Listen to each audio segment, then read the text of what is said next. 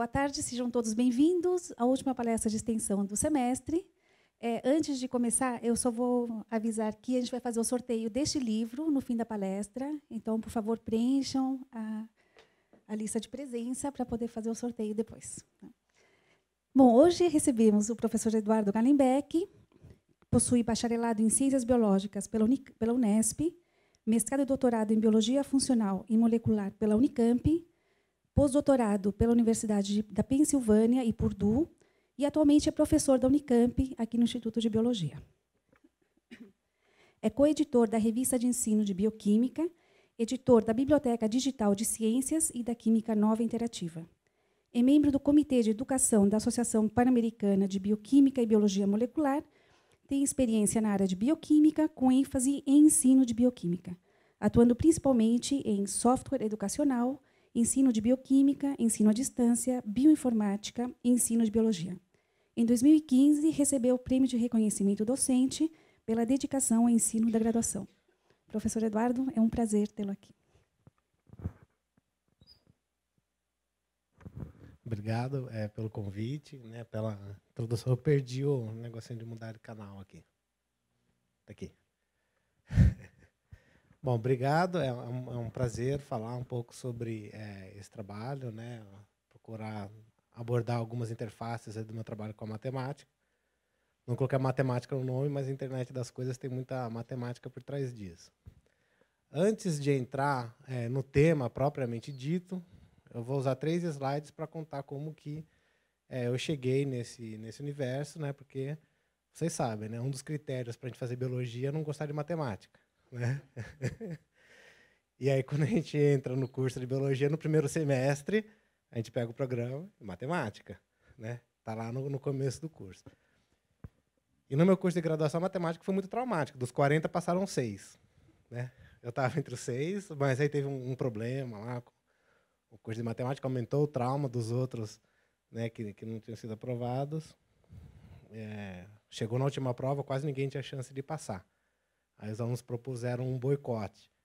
Aí eu falei assim, eu tenho chance de passar, não vou boicotar. Aí eu fiz a prova e passei. Aí eles falaram que o professor favoreceu quem passou, quem foi fazer a prova. Só fez a prova quem tinha chance de conseguir. Mas eu não tenho, então, esse problema com a matemática. Estava entre esses 6 aí aprovados. E aí, para ajudar a contar a minha relação com a matemática, eu coloco aqui uma imagem dos meus computadores. Então, eu tive, nos anos 80, o primeiro computador que eu ganhei do meu pai, quando meus amigos ganhavam mobiletes, eu ganhei um TK-82. E depois eu tive a expansão de memória para 16K, porque ele vinha só com 2 KB de memória. Então, quando eu ganhei esse computador, eu comecei a me interessar um pouco por informática, porque além de ficar 20 minutos esperando para carregar um programa que estava numa fita cassete, depois eu tive o TK-85, depois do TK-82, a gente carregava os softwares a partir da fita cassete. E uma das coisas que eu comecei a fazer no computador, a gente tinha alguns joguinhos, algumas coisas, aprendi a linguagem de programação. Eu gostava de me divertir com meus irmãos, adulterando os algoritmos de pontuação dos jogos. Então, não conseguia muito bem nos jogos, aí eu entrava lá no código, via como que calculava lá os scores, aí eu alterava o programa, colocava coisa escondida lá que ganhava ponto e ninguém sabia.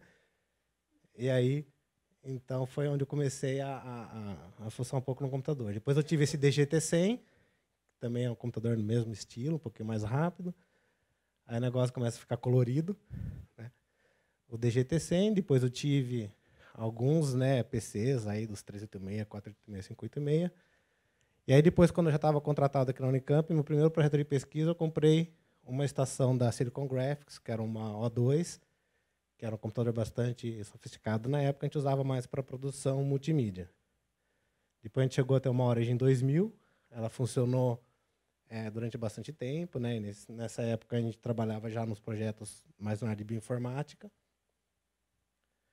A gente desligou ela quando um professor daqui da matemática falou que também tinha uma máquina dessa aqui e que eles chegaram a um cálculo aí que o consumo de energia dela não justificava a capacidade de processamento da máquina. Então eu falei, tá bom, vamos desligar qualquer PCzinho com Linux instalado, já fazia o que essa máquina fazia. Depois eu passei para o Mac. E os últimos 5 computadores que eu comprei no laboratório são as plaquinhas da Raspberry Pi, que é o que a gente usa agora nessas interfaces aí do mundo da internet das coisas. Então, paralelo aqui a minha empreitada no mundo da informática, né, muito antes de eu chegar no ensino superior, eu também tive como hobby a eletrônica. Então, eu tenho um diploma dessa escola aqui, Occidental Schools, de eletrônica básica à distância, também dos anos 80. E aí, quando eu consegui concluir esse curso, eu ganhei de presente esse super kit de eletrônica aqui, onde dava para montar vários projetos. Então, vi um monte de fiozinho, um monte de projeto. A gente montava rádio. Né? Os mais divertidos que tinha era o detetor de mentiras, né, que a gente fazia com ele. Então, junto com isso, né, eu sempre tive a informática e a eletrônica como hobby.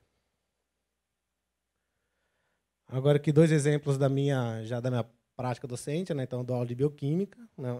A primeira disciplina de bioquímica que eles fazem na graduação é um laboratório de bioquímica de proteínas. E a primeira aula que a gente tem trabalha com sistemas tampão. E trabalha com variação de pH em diferentes sistemas e não variação do pH nesses sistemas. E a primeira aula prática que eles têm nesse curso é a partir de um modelo matemático que a gente consegue ver a variação de pH num determinado sistema, né? Então, eles conseguem modelar e fazer uma titulação, né, de como se comportaria um tampão, né, numa situação. Aí eles vão para a bancada, realizam o que foi feito lá no Excel, e aí depois eles têm que comparar as diferenças entre o modelo teórico e o experimental. E sempre dá alguma diferença. E aí depois, obviamente, o assunto aqui não é discutir a matemática, mas sim, então, por que durante a experimentação alguma diferença dá. Isso é esperado que não, e o que eles podem fazer para melhorar isso. E isso é muito interessante porque a ideia é conseguir fazer isso sem dar diferença, e é possível. Mas quando você está no primeiro ano do curso de graduação e você não tem, né, uma vivência de laboratório, dificilmente você consegue fazer um negócio na primeira vez, né? Gera até um pouco de frustração, né? E aí entra na parte aí, que eu vou falar sobre o ensino de ciências, de ter que fazer uma coisa mais de uma vez, né? Porque eles têm que fazer experimento, o que está acontecendo, fazer diferente, pensar, refletir sobre o que aconteceu diferente, né? O que eles vão mudar e tentar entender essas diferenças. Todo ano eu falo para os alunos que vai cair na prova essa questão aqui para explicar as diferenças. E aí sempre tem problema.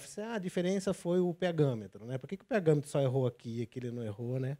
Ou a diferença do executor, né? Então, tem várias coisas que a gente consegue discutir e é na base da experimentação. A partir disso, a gente passa para coisas mais complexas. Quando a gente chega na cinética enzimática, que é a última atividade do laboratório da disciplina, eles têm que calcular alguns parâmetros, principalmente a velocidade máxima, né, o km. A partir disso, saber se uma enzima tem eficiência maior ou menor do que a outra, saber se ela gosta mais do substrato ou não. E aí, então, dentro desse laboratório de bioquímica, o Excel faz parte de todas as aulas. Todas as aulas têm na bancada, bureta, ácidos básicos, os equipamentos, as enzimas, e estão lá com o notebook. E aí, dentro de todo esse processo, né, de trabalhar com o ensino de ciências, dentro desse contexto da bioquímica de proteínas, desenvolvendo essas habilidades de investigação que foi perdida lá numa época, né, por diferentes motivos, mas cada vez menos a gente tem alunos que tiveram bons laboratórios de ciências nas escolas, e isso daí a gente consegue notar que traz uma lacuna muito grande, né, na formação desses futuros cientistas. Bom, então, feita essa contextualização, vou falar um pouco sobre o laboratório no ensino de ciências. O laboratório de ciências é uma coisa meio emblemática, né? Então, todo mundo acredita que é importante ter as atividades de laboratório no ensino de ciências, tá? Então, sempre parece eu cumprir uma função essencial, né, como ambiente de aprendizagem, porém os seus aportes são frequentemente questionados, né? Fica inserido numa perspectiva reducionista, antagônica da visão da ciência, aceita na atualidade. Então, muitos das críticas são feitas quando você coloca a pessoa dentro do laboratório para ficar, então, reproduzindo coisas com sequências predeterminadas, que todo mundo sabe o que vai acontecer. O aluno faz a primeira reação do experimento, sabendo o que o professor quer. E o objetivo não é uma investigação, mas o objetivo é conseguir o gráfico bonitinho, né? E aí conseguir a nota boa. Se eles são baseados apenas em atividades verificativas, experimentos infalíveis, né? Coisas que sempre dão certo, manipulação de aparelho, aceitação de certeza, não contribui para a natureza sintática das disciplinas científicas. Então, no laboratório de ciências, tem que ser um ambiente onde as coisas podem dar errado, onde eles vão refazer as coisas, vão refletir sobre o que aconteceu. Mas também dentro de todas essas limitações de tempo, né, muitas situações que a gente vê de laboratório de ciências, as coisas não podem dar errado, né? Conheço até aulas que já teve, até no meu departamento, onde a aula era fragmentada em etapas, então a purificação de proteína nem sempre dá certo. Então, todos os passos principais da purificação de proteínas eram feitos antes, aí o aluno aplicava os extratos na coluna, aí no outro dia, então agora o professor dava um outro tubinho lá, vamos partir daqui para frente, que aqui eu tenho certeza que está tudo beleza. E aí ia para frente. Os propósitos didáticos, pedagógicos do laboratório de ciências é confundido com os propósitos da própria atividades práticas. Então, os estudantes acham que o propósito do trabalho no laboratório é seguir instruções e obter aquela resposta correta, concentrando-se na perspectiva, né, de manipular aparelhos e não ideias. Então, essa questão do correto, né, e do errado é um problema no ensino de ciências, né? Então, quer dizer, deu errado? Por que é errado, né? Quantas vezes você fez isso? Não deu aquilo que você queria? Por que não deu? O que será que pode ser feito? Porque, às vezes, o errado é o resultado certo, né? É o resultado que dá naquelas condições que foi feito o experimento. Centrado no desenvolvimento de destrezas manipulativas, que são importantes e necessárias, mas não suficientes para a compreensão da atividade científica. Essa parte mais instrumental do laboratório também é bastante importante, mas se a gente for questionar na educação básica, né, quanto que é necessário a manipulação de equipamentos, vidrarias, em detrimento dessa formação investigativa, de questionar as coisas, de testar hipóteses diferentes.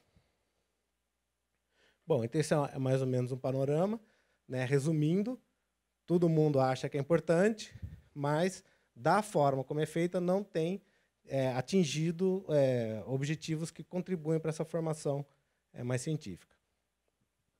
Agora, minha motivação, então, para trabalhar agora com as escolas, né, da educação básica, em relação à experimentação. O avanço tecnológico permite levar às escolas uma estrutura que possibilita a realização de experimentos originais. Então, os experimentos originais já são aqueles experimentos que ninguém sabe o que vai acontecer. A gente tem uma ideia do que pode acontecer, é claro, também não é brincadeira de ficar misturando as coisas e ver o que vai acontecer, né? A partir de um conhecimento prévio, né?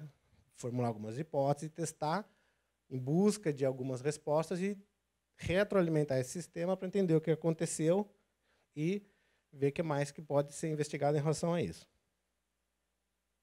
Então, essa questão do avanço tecnológico é um ponto crucial, porque as escolas não têm laboratórios, né? Muitas escolas que tinham laboratórios de ciências tiveram esses espaços transformados em salas de vídeo, né? Escolas que têm laboratórios normalmente não têm insumos, equipamentos para fazer isso. E, quando tem tudo isso, o tempo do professor em preparações de aula normalmente não é remunerado. Então, o professor dá as aulas dele, mas se ele precisa gastar 2, 3 horas para preparar uma aula, aí é problema dele, faz porque quer.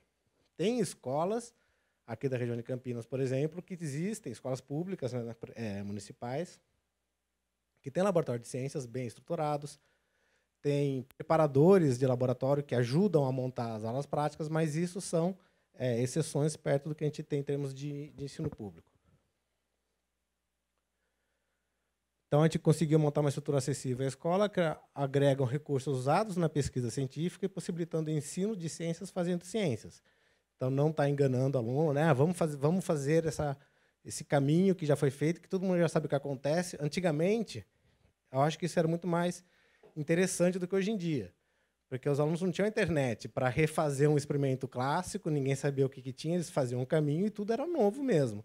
Hoje em dia, dentro dessas propostas, o cara vai lá, saca qual que é da atividade, entra na internet e pronto, já não tem mais graça nenhuma, né? Já não tem mais nada de investigação. A não ser que queira reafirmar, né, comprovar alguma coisa. E que também a experimentação e pensamento científico contribuem para a formação pessoal do cidadão e não apenas para a formação de cientistas. Porque aí tem muita gente que critica, por que vai ter laboratório? A ideia do ensino médio não é pensar o ensino de ciências para formar cientistas, mas esse pensamento científico crítico não é uma habilidade, uma qualidade desejável apenas em cientistas, né? A gente quer isso para os cidadãos. Aí o que a gente montou então no laboratório em relação a isso? A biologia, a história da biologia é muito confundida com a história da microscopia, né? Apesar das lentes terem sido desenvolvidas ali na física, né? Na verdade, a gente tem um marco muito interessante de um holandês chamado Lynn Weaver Hooke, que ele era um mercador de tecidos. E esse cara, ele tinha uma habilidade artesã de fazer lentes com altíssimo poder de resolução. E além de ver a qualidade dos tecidos que eles vendiam, ele começou a colocar essas lentes na água e ver o que ele conseguia ver na água. E aí, com isso, ele conseguiu ver vários organismos, coisas que se mexiam, não tinha esse conceito de organismo. O conceito de célula ainda não existia, né, da forma como a gente entende hoje que são células. Só que esse cara ele era um mercador, ele não era um cientista. Aí ele escrevia as cartas dele para a Royal Society, falando o que ele via. O pessoal lá na Inglaterra pegava os microscópios que eles tinham, botavam na água do rio lá e falavam assim, deve ter alguma coisa diferente lá na Holanda, aqui em Londres, porque a gente não vê a mesma coisa. Ou esse cara está inventando. Aí, no final, quando o pessoal lá da ciência conseguiu ter as lentes, né, parecidas com a deles, viram, de fato, existem coisas pequenininhas que são vistas na água, que eles chamaram de animálculos. Depois a gente sabe que são protozoários, algas, né, outros organismos. Não imaginavam nem que seriam, não sabiam nem o que era direito aquilo. Então, resgatando um pouco a parte histórica e a importância da microscopia para estudar a biologia, então a gente tem trabalhado bastante com os microscópios remotos, que são microscópios que as crianças podem operar a partir das escolas, mas eles estão fisicamente aqui dentro da Unicamp. Tá?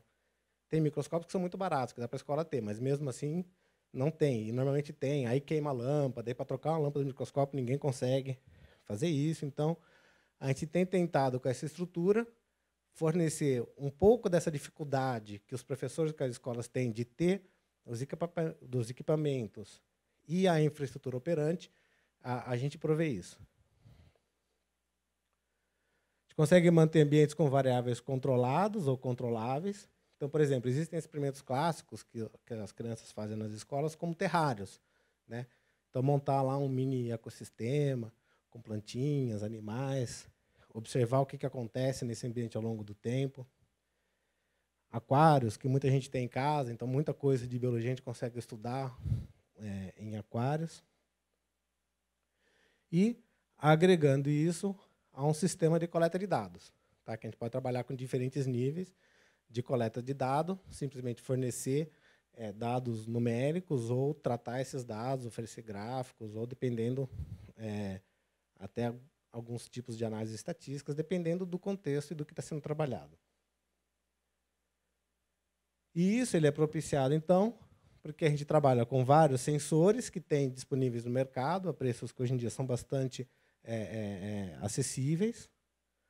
Os microcontroladores, que antigamente quem trabalhava com esse tipo de pesquisa de coleta de dados comprava aqueles sistemas que eram caríssimos, aqueles data loggers que ligavam um monte de equipamento, e depois o tratamento desses dados também era bastante complicado.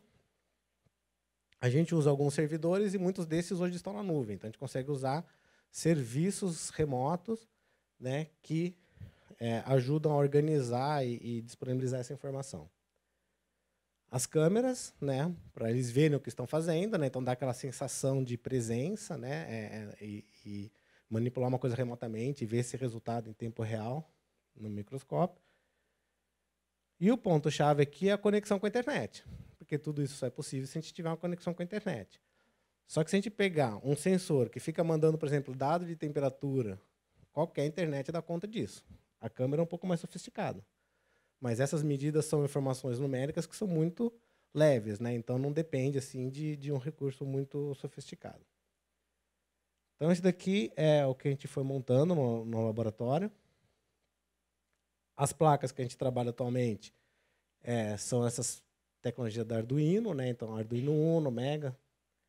Hoje em dia a gente está explorando bastante essa plaquinha que chama Node MCU, que ela já tem o Wi-Fi embutido. Então pensando não só em as escolas acessarem coisas aqui, mas a gente mandar coisas para as escolas que a gente pode acessar e que as escolas podem acessar entre si, né? Escolas que fazem experimentos semelhantes podem ter dados, né, transmitidos numa rede e comparar o que acontece nesses diferentes ambientes. A questão da água, por exemplo, você pega uma escola que está no litoral, que tem uma região de mangue, você vai ter um tipo de biodiversidade na água diferente do que a gente tem coletando a água aqui do laguinho, aqui na Unicamp, que é diferente em outras regiões. E o Raspberry Pi, que já é um computadorzinho, né? Ele tem um processador de 1.3 GHz, tem 1 GB de memória RAM, um monte de porta USB, a entrada HDMI e tal. Ele é um pequeno computador. E a partir, então, dessas placas, a gente recebe as informações dos sensores e transmite essas informações para alguns lugares. Lembrando que essa tecnologia aqui da Arduino é uma tecnologia que adota o conceito de hardware livre. Então, não existe Arduino pirata, né? Qualquer um que consegue fabricar placas pode fabricar as placas. Então, hoje em dia é difícil comprar uma original daquela italiana, que é o que tinha no começo. Mas essa daqui é chinesa. Essas placas chinesas, que já têm agregado algumas funcionalidades, têm um preço muito, muito barato. Isso aqui dá para comprar no AliExpress por $3, uma placa dessa aqui. Na Amazon vai para $9. No Brasil chega a R$60. Mas, mesmo assim, R$60, pelo que a gente consegue fazer com isso, é bastante convidativo. E nessas placas, então a gente liga uma quantidade muito grande de sensores. Aqui, na verdade, eu coloquei alguns poucos, mas o que a gente trabalha bastante na questão dos terrários sensores de umidade e temperatura. Então, a gente pode medir a umidade e temperatura do solo, umidade e temperatura do ar. Luminosidade é bastante importante também no desenvolvimento de plantas. Aí, sensores de chuva, de cor. Com sensores de cor, a gente consegue fazer até pequenos colorímetros, espectrofotômetros portáteis, né? Fazer reações que mudam de cor e medir como que isso está funcionando. Sensores de gás. Então, a gente tem especial interesse em CO2 e oxigênio, porque são os gases envolvidos aí na fotossíntese. Radiação UV, né? Movimento, além de outras coisas. Então, basicamente, a gente tem um monte de sensores que são ou analógicos ou digitais que vão converter informações do tipo diferença de potencial ou resistência num pulso, por exemplo, analógico.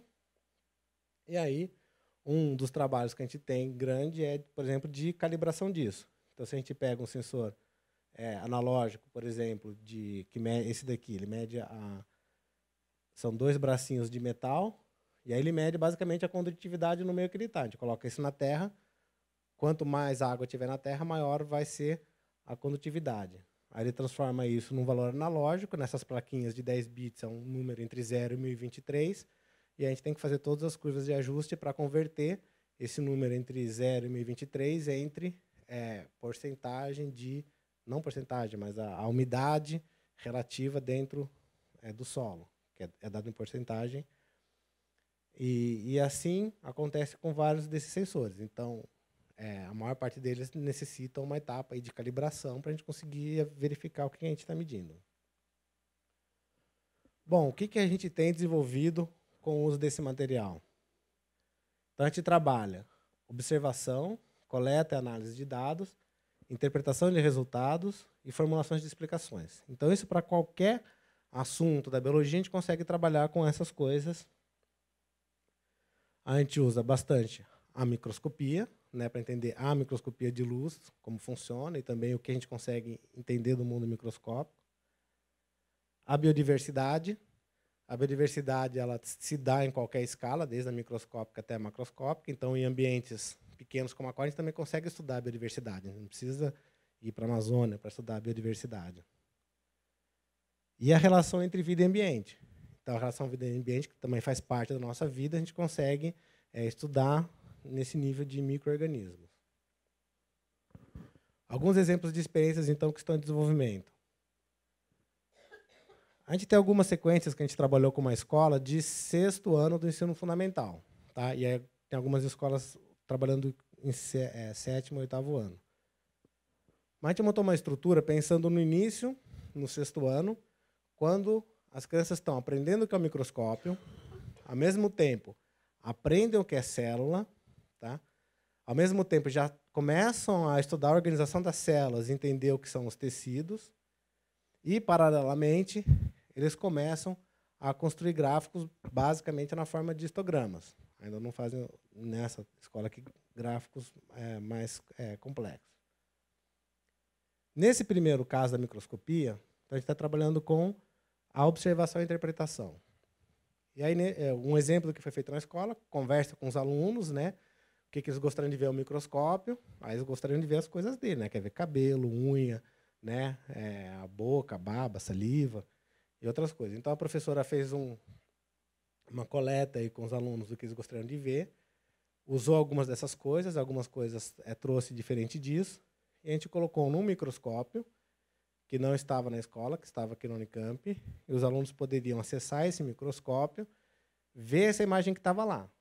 E a ideia era trabalhar a observação e interpretação. Então, eles tinham, cada vez que acessavam esse material, uma atividade que durou 5 dias, de segunda a sexta, olham no microscópio, o que eu observei? Então, eles têm que escrever. E aí, depois, a interpretação. Tá? E é uma coisa muito difícil isso, e é uma coisa muito importante. Então, o que eu vi? Eu vi uma asa de um inseto. Né? A asa do inseto é a interpretação dele. Né? Ele observou algumas coisas com algumas características que levaram ele a interpretar que é uma asa do inseto. Não dá para ele ter certeza que aquilo é a asa do inseto. Então, a gente trabalhou isso com eles nesse primeiro nível.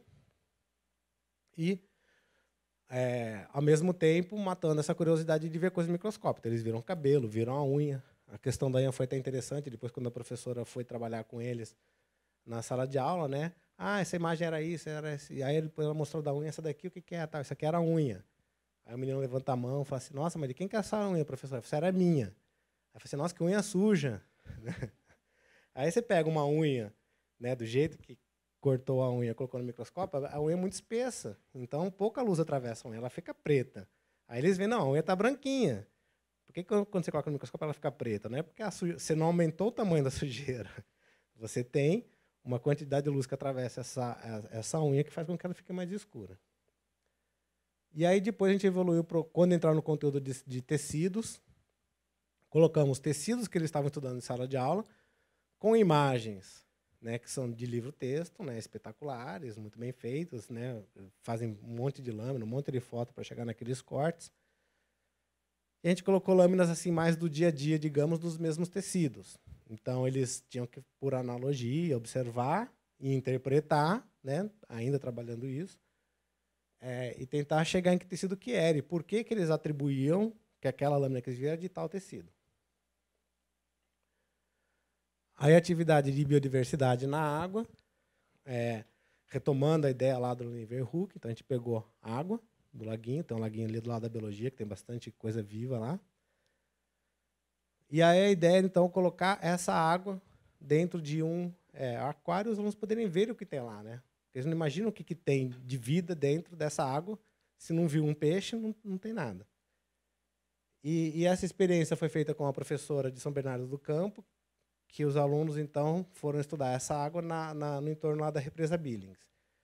E eles mapearam áreas que eles queriam coletar água, então eles pegaram a foto de satélite, viram uma área urbana, uma área próxima de uma mata, uma área próxima do rio, marcaram os pontos de coleta e foram lá, pegaram um monte de garrafa PET, encheram de água e levaram um kitzinho de medir pH de fitinha, né, desses indicadores coloridos, para medir o pH, que, olha só, não é assunto do 6º ano. Tá? Aí, na hora dos alunos bolarem o que eles iam fazer com a água, aí uma menina levanta a mão e fala assim, a gente tem que ver o pH. Eu falei assim, mas pH? Né? Aí fala assim, por quê? Porque se não tiver pH, se ele tiver alterado, os peixes vão morrer. Eu falei assim, mas como é que você sabia? Sabe, porque o meu pai tem aquário, e no meu pai tem que cuidar do pH da água, porque se tiver alguma variação lá nesse pH, os peixes morrem. Aí outro menino, minha mãe dá aula de natação também, precisa controlar o pH da piscina e tal. Aí o pH virou uma coisa que não faz parte do currículo, mas é claro que a gente deixou o negócio seguir. Eles foram lá e basicamente voltaram com a informação planejada do pH e com a não planejada do cheiro da água, né? Que tinham cheiros diferentes nos diferentes pontos de coleta. E logo que eles coletaram água, eles viam que tinham aspectos diferentes. Então, tinha água mais turva, né? Mais esverdeada, mais transparente. A gente levou isso para o laboratório, eles ficaram com uma garrafa na escola e trouxeram uma garrafa de cada ponto de coleta para a Unicamp. A gente deixou essa água no ambiente monitorado, a gente mandava medidas de pH, basicamente.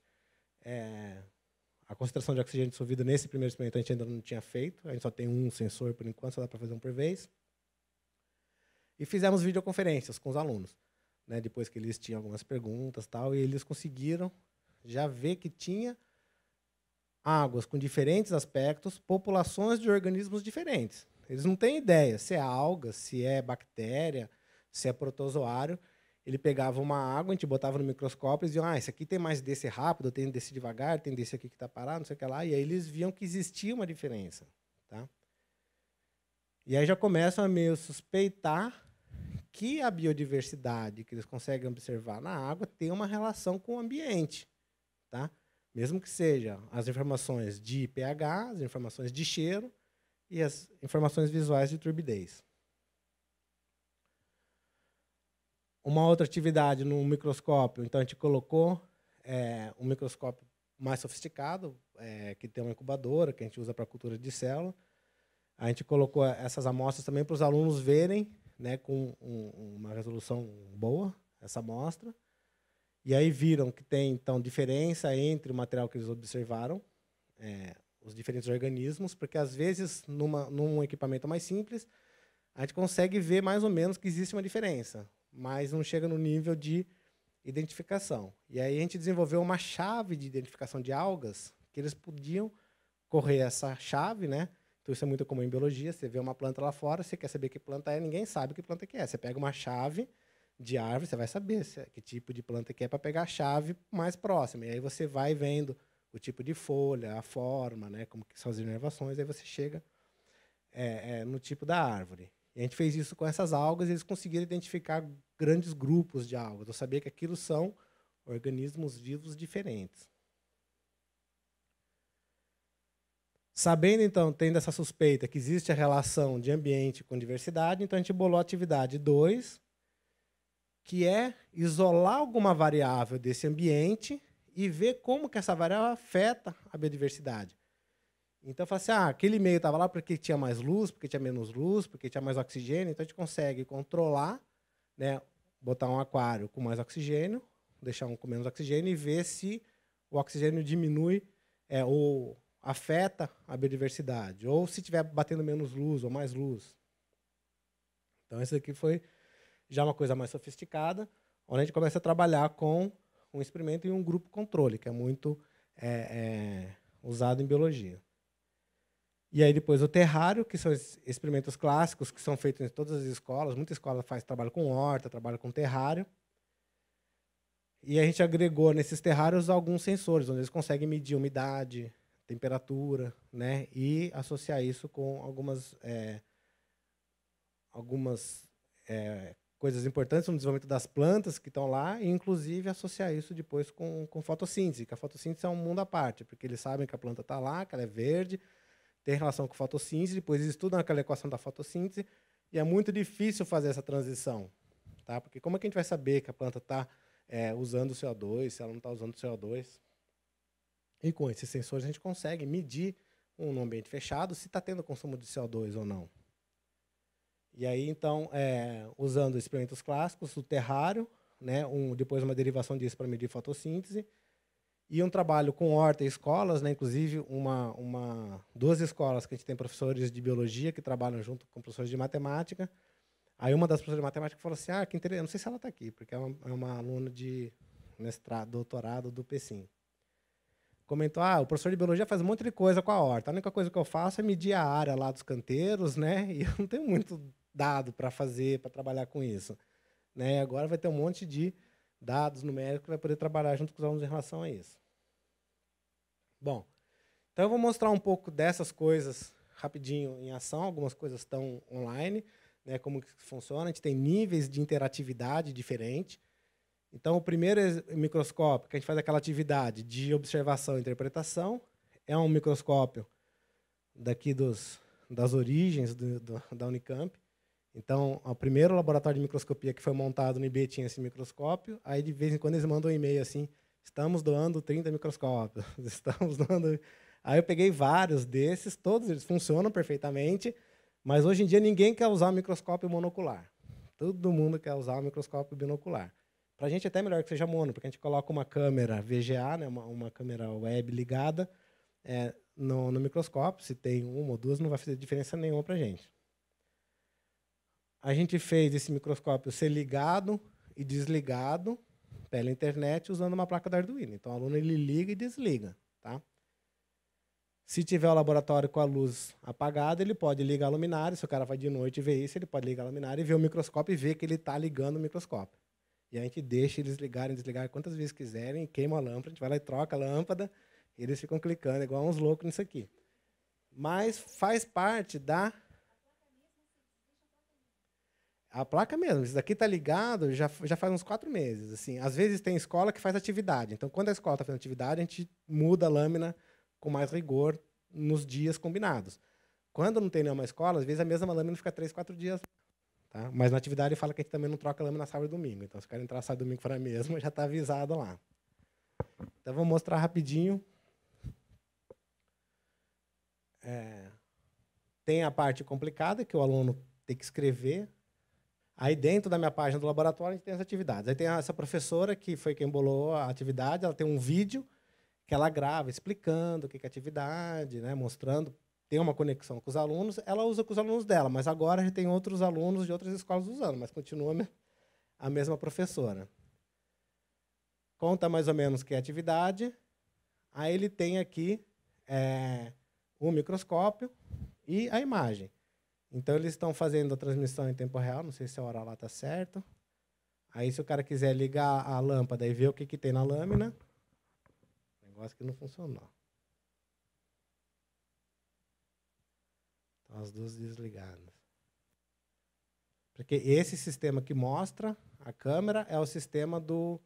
É um Raspberry Pi, e esse daqui é um Arduino. Deixa eu entrar no outro navegador. Bom, depois eu tento outro navegador. Se alguém quiser testar isso aqui é para funcionar, mas dependendo do navegador ele pode dar algum problema. E aí, a hora que o negócio dá certo, né, é o laboratório real. Né? Então, o cara vai ver que ligou uma lampadinha que está aqui, né, e aí vai mostrar o tecido do dia. Eu vou deixar isso aqui aberto, quem sabe daqui a pouco ele volta. E aí ele tem um questionário. Aí a gente colocou uma parte de identificação de escola, porque aí depois tem várias pessoas usando, e tem que descrever o que ele observou na lâmina. E aí, nesse caso, que tipo de material ele acha que é. E aí depois, que características levaram ele a entender que é aquilo, tá? Algumas informações sobre isso. Então, esse é o tipo de informação que a gente pega para trabalhar justamente essa relação entre observação e interpretação. Esse daqui é o outro microscópio, já é um microscópio bem mais sofisticado, mas é um microscópio que foi comprado, inclusive, com verba de projeto de ensino. Aí ele rodou um pouco, depois que a gente acabou o projeto de ensino, rodou um pouco na pesquisa, mas agora eu resgatei ele, está 100% dedicado ao acesso por essas escolas. Ele é de fluorescência, ele tem uma incubadora que eu posso controlar CO2 e temperatura, e a gente colocou uma plaquinha aqui da Arduino que lê a porta serial do microscópio, e ele é praticamente todo automatizado. Então, ele já tinha controle dos canhões aqui, das objetivas, a intensidade luminosa, ele tem fluorescência, tudo isso dá para controlar pelo computador. E tinha um controle aqui do eixo XY, que não existe, que não era automático, e a gente está desenvolvendo agora, a gente está automatizando isso. Esse daqui ele está sem a interatividade, porque ele tem muita coisa, a gente não quer que o pessoal fique quebrando, porque senão a gente não tem dinheiro para trocar nenhuma peça dele. Mas esse aqui ele está transmitindo ao vivo também. Então, isso daqui é uma célula em meio de cultura. Tá? Quem já viu uma célula ao vivo, é claro que a gente fica o tempo inteiro mexendo no foco, né? Ele está usando uma técnica que é de contraste de fase para poder dar um pouco de profundidade, não está no foco ideal. Esse é o microscópio, então aqui dentro dessa cubinha a gente está vendo esse material. Então a gente consegue ver a célula se dividindo e consegue ver a célula morrendo. A gente consegue estudar diferentes meios nutritivos, se quiser ver o que afeta o crescimento da célula, mais rápido, mais devagar, temperatura também dá para fazer.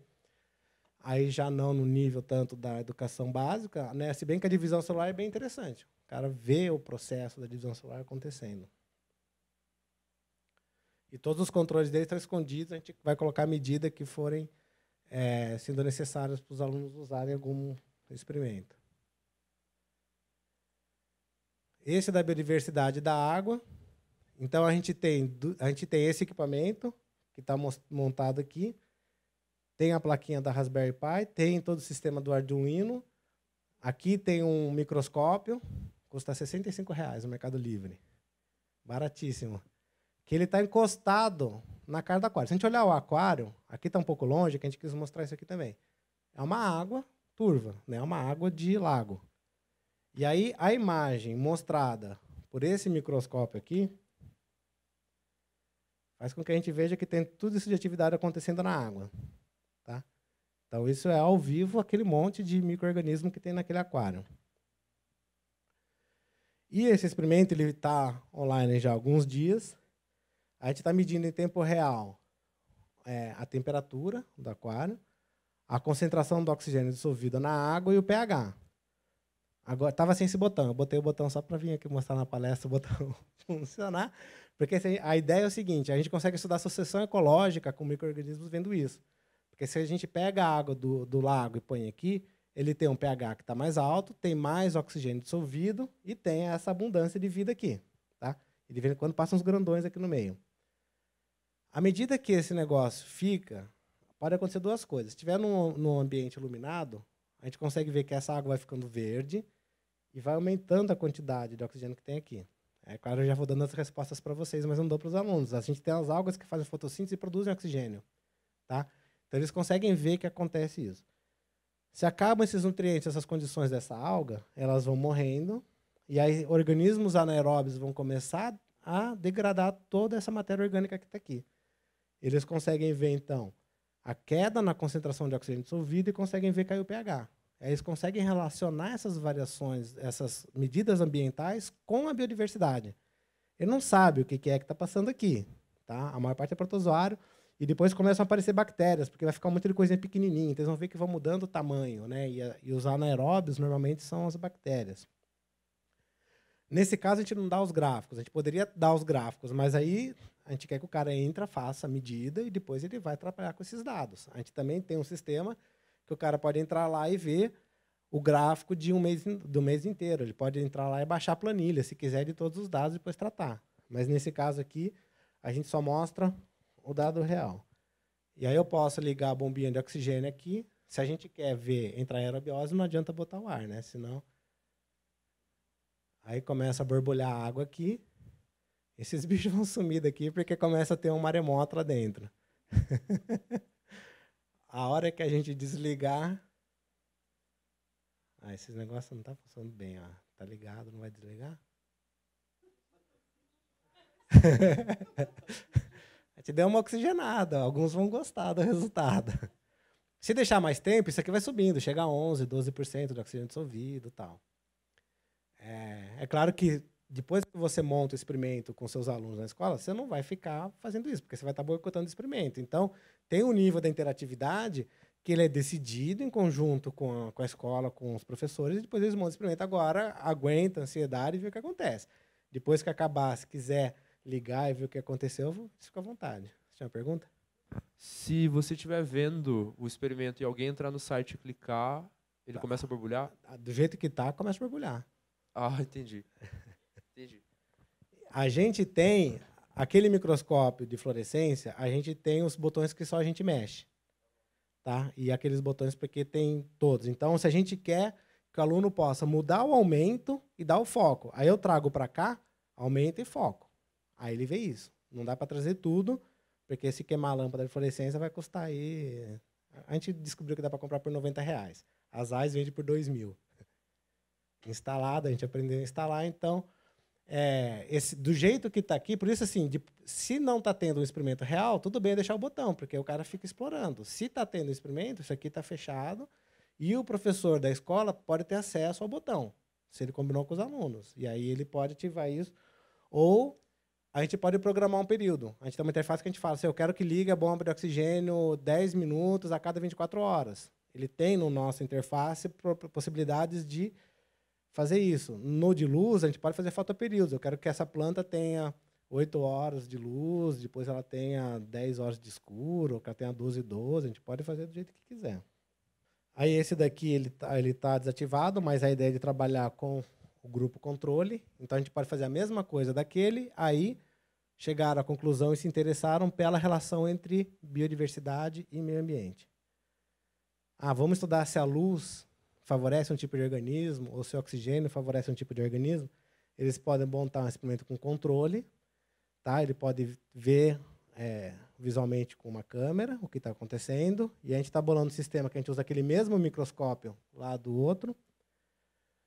Tem uma bomba peristáltica que tira a água desse aquário, joga a água nesse sistema que a gente montou, aí ele começa a ver a água entrar, deixa um pouquinho lá, vê o que tem de organismo nessa água, e a gente fez com um dreno automático aqui, porque se o cara ficar apertando o botão, né, ele pode secar o aquário inteiro.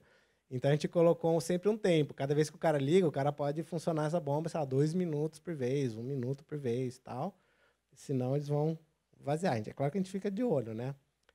E a ideia é ter 2 sistemas desse, o cara joga a água desse no microscópio, joga a água do outro, ele pode ir comparando, né, o que tem de organismo no e no outro em relação com o que ele está vendo aqui. E aqui ele pode deixar fotoperíodos diferentes, temperaturas diferentes e quantidade de oxigênio diferente. Esse do terrário, que é um experimento que a gente deu um toque tecnológico em que muitas escolas já fazem. Então, às vezes deixam lá no canto do laboratório, né, um vasinho com planta, deve ter bichinho, de vez em quando pode passar alguma coisa aí. Aqui eu coloquei no foco, né, então, a plaquinha do Node MCU, aqui ele tem um visor de LCD, que a gente pode ver as medidas. Aqui em cima tem o sensor de umidade e temperatura do ar, aqui embaixo tem a umidade do solo, a temperatura do solo não está instalada ainda. E aí, nesse caso, por exemplo, a gente pode querer dar os gráficos em vez de dar os dados numéricos. Então, esse gráfico ele está plotando em tempo real, acho que ele está fazendo uma leitura a cada, acho que 20 segundos. Daqui a pouco a gente vai ver, entra um ponto aí, e ele vai atualizando o gráfico inteiro. Tá?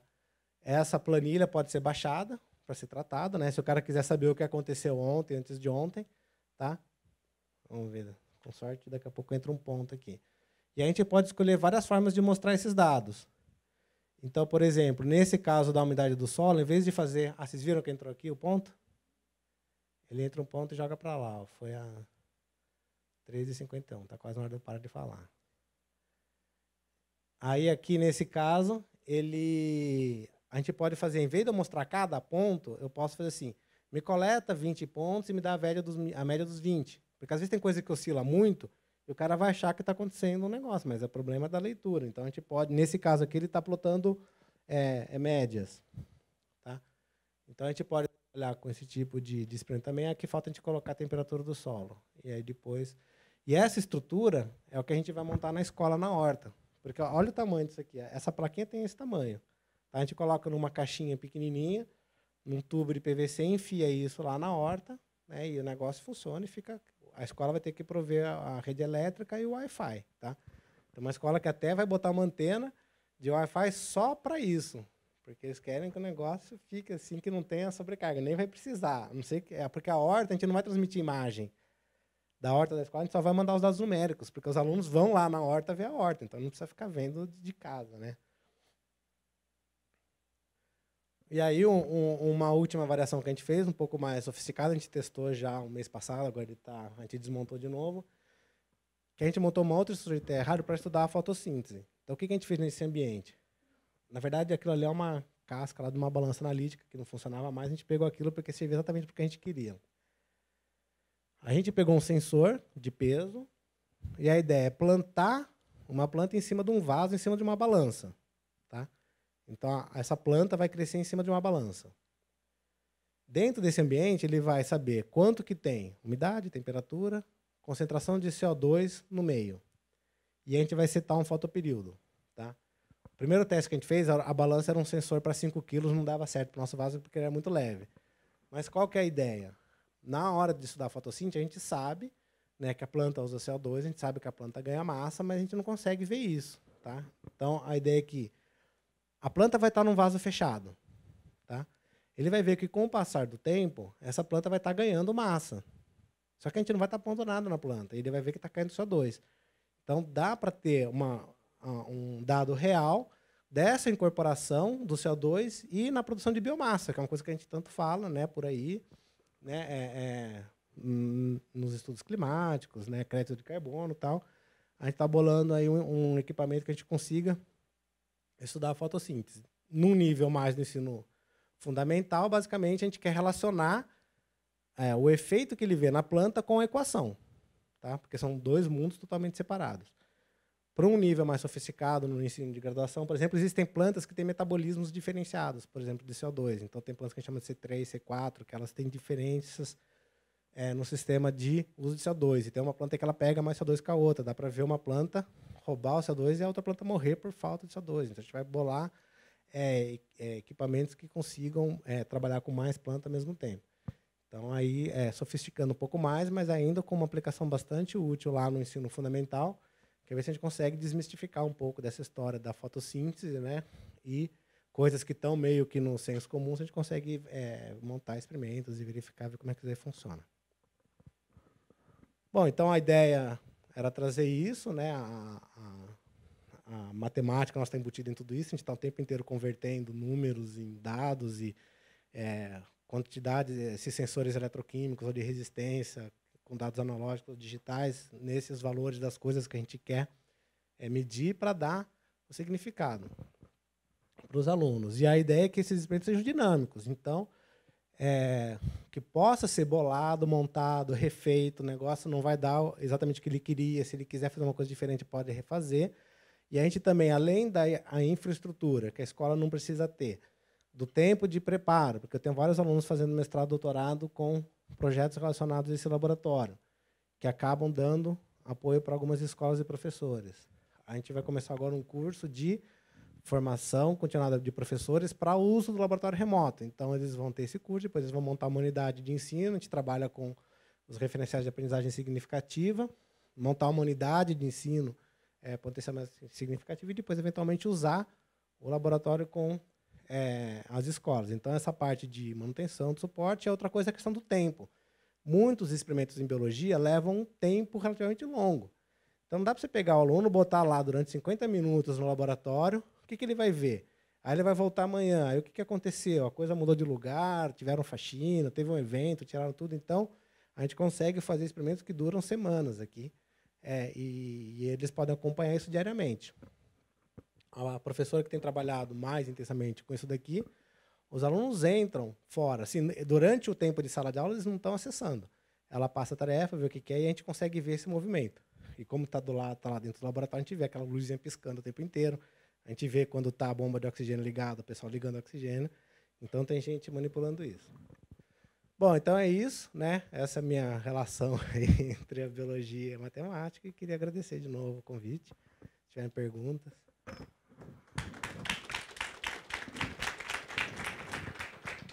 Bom, muito interessante, assim, dá até vontade de gostar de biologia. Alguma pergunta? Eu tenho uma pergunta, na verdade, mais uma observação, com aquilo que você falou no comecinho da palestra, sobre a necessidade do erro no estudo de laboratório, no estudo de ciências. A gente tem um matemático, Polya, que ele diz que esse erro também é importante no ensino da matemática. Esse deixar o aluno chutar o que poderia ser uma resposta e tentar e ver, o erro é fundamental na aprendizagem. Acho que isso vale em geral. Se você quiser falar um pouquinho mais da necessidade do erro. Então, o erro é um problema, porque, na verdade, a minha dificuldade, assim, agora pensando no meu laboratório aqui da graduação, entre o aluno se sentir estimulado na investigação e se sentir desestimulado pelo erro é uma relação muito tênue, né? Então, quando eu recebo os nossos formulários de avaliação lá, semestral da disciplina, aí, assim, pontos negativos, vem coisas do tipo assim, o professor pede para fazer coisa que a gente não sabe fazer. Né? Você, opa, devia estar no positivo, no negativo. A gente tem que repetir muitas vezes. Estão no primeiro ano da graduação, eles nunca fizeram um extrato enzimático e mexeram na enzima. Como é que ele acha que aquela curva da cinética, que é uma hipérbole lindíssima, vai acontecer na primeira vez que ele sentar no laboratório? Impossível, né? Então, isso daí, assim, a gente meio que se segura, tenta dar as condições, mas tem que entender a dificuldade de fazer isso daí. Então, eu acho que é uma coisa que é difícil balancear, né? E muitas vezes é vista como problema, porque acho que a formação que é trazida como laboratório, para ele caber num tempo muito enxuto, a gente tem que tirar o erro, senão ele não faz. Então, os poucos que têm laboratório são acostumados ao laboratório que dá certo. Aí chega um laboratório que dá errado, aí ele vai botar lá, o negócio dá errado. Aí eu tive que fazer o negócio 10 vezes, né? E todo mundo faz 10 vezes, a gente faz mais de 10 vezes, né?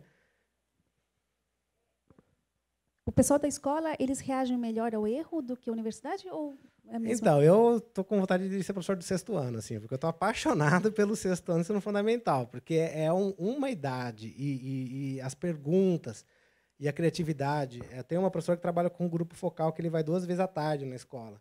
Esses que fizeram videoconferência com a gente, as perguntas que eles fazem, eles estão montando um filtro, e essa escola tem oficina de... Eles aprendem a programar Arduino usando o Scratch, né? Então, agora o Scratch conversa com o Arduino, uma coisa legal, porque essa professora já dava aula de Scratch há muitos anos e agora eles estão conversando. Então, uma coisa que eles estão fazendo, eles querem filtrar, porque aí eles não gostaram dos micro-organismos, na verdade. Eles se incomodaram com os micro-organismos. Então, a meta deles é tirar aquilo da água. Então, eles resolveram construir um filtro. E aí, uma das coisas que eles vão fazer para saber se o filtro funciona é ter um sensor de turbidez que vai medir a água entrando, a água saindo, e vai ver o que mudou tudo isso com o Arduino. Então, 6º ano, assim, né? Então, esse 6º, 7º, eu acho que é uma idade assim, que eles estão e tem bastante, trazem discussão. A hora que eu não sabia que estavam tecidos, né? Celo, né? As coisas que vêm, né? São bastante sofisticadas. Aí depois acho que vai se perdendo, né? Eu não sei aonde. Mas nessa faixa que a gente está, porque depois o foco do ensino médio é muito vestibular, Enem e tal, então acho que não é nem questão da criatividade, mas acho que é questão da necessidade, né?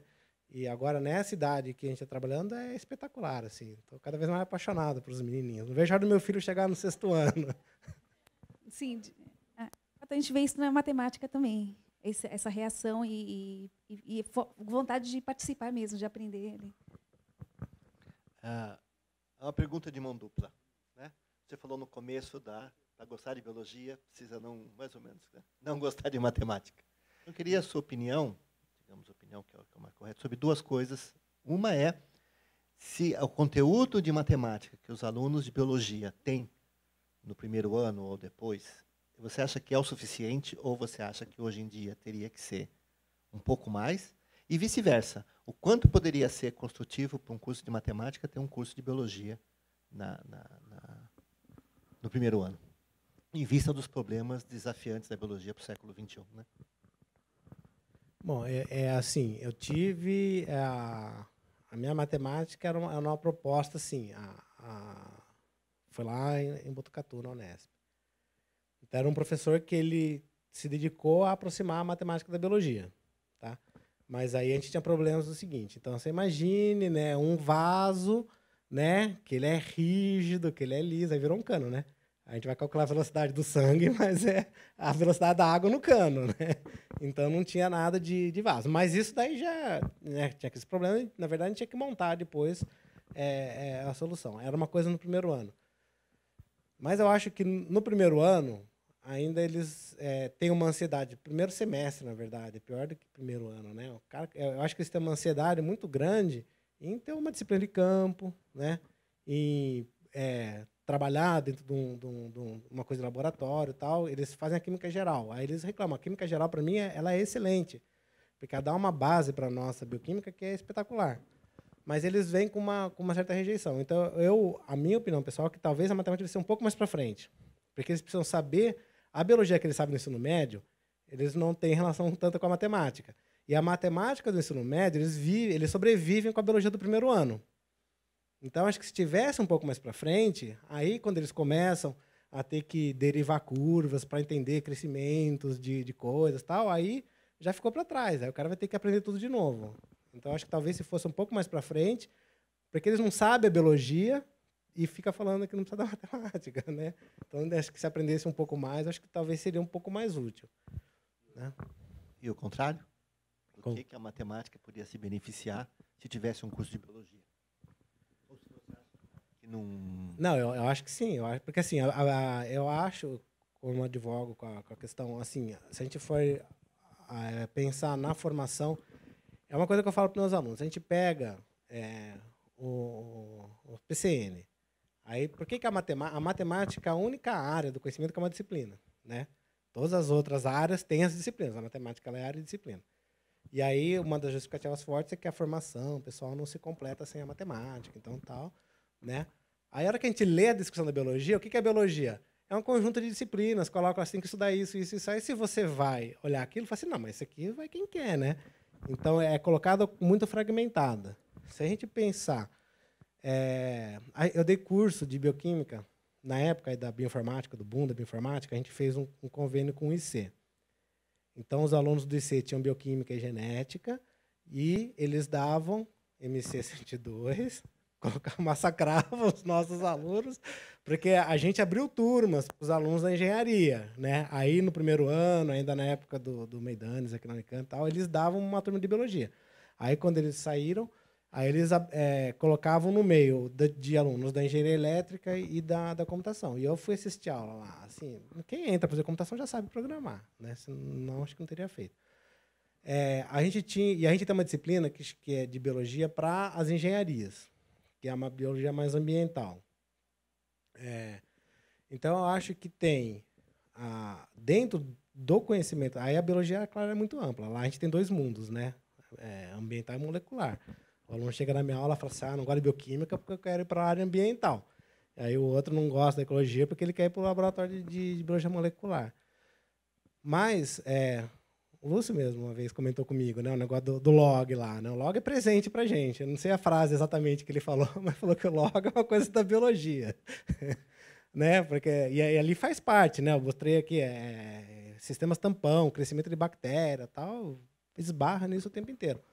Mas eu acho que a gente tem várias coisas da biologia que tem que, assim, tendo esse olhar matemático, faz muita diferença. Além da compreensão de coisas gerais, assim, da formação pessoal. Mas, especificamente, no caso da matemática, eu acho que um problema assim, hoje em dia, a ecologia. Os ecólogos que mais publicam, que são os mais bambambam, são os ecólogos que não vão mais para o campo. Né, que eles trabalham com simulações de ecossistemas, publicam nas revistas com índice de impacto alto tal, e fazem sim. Mas é um tipo de relação que os dois caminhos acho que acabam ajudando. Eu ouvia muito o pessoal falar nessa época do convênio com o IC que era muito mais fácil ensinar biologia, né, para o cara da computação, para o cara se virar no meio, do que a programação para o biólogo. E, de fato, o nosso único professor de bioinformática do IB, ele é formado em engenharia aqui na Unicamp, ele não é formado em biologia. E ele trafega, assim, no meio dos alunos da biologia muito bem. Mas eu acho que a tendência hoje em dia é que, assim, que essa distância meio que bastante que diminua, assim, né? Ok.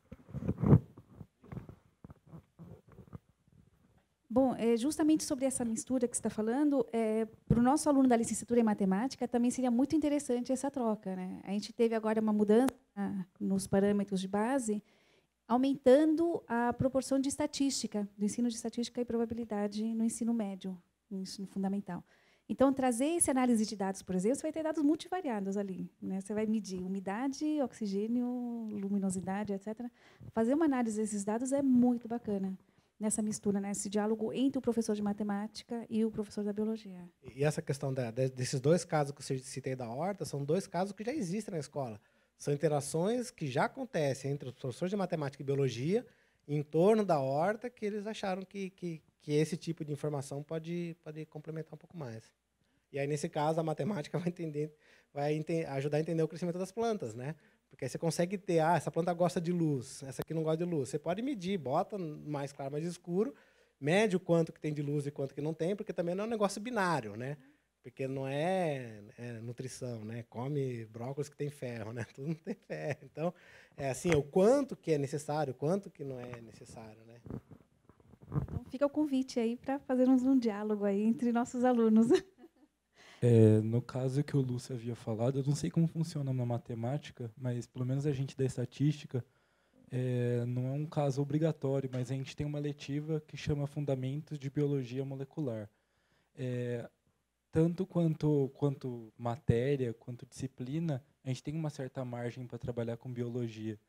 É até uma parte interessante que você foge um pouco do mundo acadêmico, mundo puro da matemática, para ir para um lado assim, você tem bastante liberdade para trabalhar com áreas que muitas vezes não são exploradas na literatura ainda. Até se o Lúcio quiser saber um dia, a gente tem aqui no EMEC um estudo de rede complexa para trabalhar com taxonomia de planta. É uma área que, pelo menos, eu achei muito interessante para trabalhar durante a graduação, que dá para fazer uma iniciação científica. Era só uma observação. A estatística, acho que na biologia é mais, assim, porque acho que a matemática está mais próxima, formalmente, da química e da física, porque a biologia é onde as coisas dão errado, naturalmente, né? Então, quer dizer, a estatística acaba sendo muito mais, porque o quanto que isso, né, a gente considera significativo, tanto que a gente tem praticamente todos os cursos de pós-graduação, mas a estatística está um pouco mais para frente no nosso currículo. Eles estão um pouco mais para frente. Mas os alunos também têm um pouco de, assim, essa disciplina não é B alguma coisa, você não começa com B. Começando com B, dependendo da segunda letra, já é problema, porque ele já faz essa divisão. Mas se a gente pegar lá dentro, no Instituto de Maneira Geral, acho que praticamente todos os cursos de pós-graduação trabalham, algumas áreas mais, algumas áreas menos, mas acho que é mais fácil entender, né? Essa questão de experimento com grupo controle, é uma coisa que não tem muito na física, né? Um grupo controle, né? Então, na biologia, a gente tem. Então, só por isso já faz necessário. Você tem um controle, eu vou querer saber o quanto que um negócio é diferente do outro, né? Então, acho que nisso acaba sendo mais natural. Agora, eu não sei muito bem a diferença da matemática e da estatística, mas eu acho que a matemática é mais, assim, as coisas do que são, né? A estatística talvez do que podem ser, né? Não sei. Só para terminar, então, deixa eu fazer uma pergunta que eu lembrei agora. O Ian Stewart é um matemático famoso, tanto na parte da matemática, como também um grande divulgador da matemática. E um livro dele, que chama, não tem tradução ainda em português, é Mathematics of Life. E ele coloca no livro um monte de problemas de biologia, e ele defende que, assim como o século XX foi o século da física, que o século XXI vai ser o século da biologia. E que o desafio para a matemática é resolver alguns problemas, mas não aplicando a matemática, é criando uma nova matemática que consiga explicar a biologia. O que você acha? Concorda, discorda? Então, eu acho que essa última frase é o ponto-chave, porque assim, a diferença da biologia para as outras ciências irmãs, assim. Então, na biologia a gente não faz o experimento para comprovar alguma coisa. A gente faz para tentar entender e para explicar. Então, às vezes, as ferramentas não estão disponíveis, elas não existem, porque a gente tem uma ideia, mas ela surge muito da observação. E muitas vezes, que nem quando o Leeuwenhoek viu esses animais, ele não sabia o que era. Aí eles foram estudando o que é isso. Será que é um ser vivo? Será que é uma célula? Será que é um animálculo? Né? Um animalzinho pequenininho. Aí depois essas coisas vão evoluindo e vão indo. À medida que... Então, a evolução da biologia tem muito a ver com a evolução das ferramentas, não só tecnológicas, mas também tem professores aí que fizeram trabalhos em ecologia, que o doutorado lá, tem um professor que citava, meu doutorado, hoje em dia você senta no computador, você faz uma semana, né? Porque o cara passa uma semana no campo, depois ele fica 4 anos tratando dado. Ele passava uma semana no campo, e 10 minutos no computador, resolvia tudo que ele fez no doutorado. Então, acho que essa questão das ferramentas, mas eu acho que o ponto-chave é esse, né? Não tentar confirmar o negócio, né? Mas tentar ajudar a entender o que está sendo, quais são as evidências e tal. Ok. Obrigado mais uma vez, então.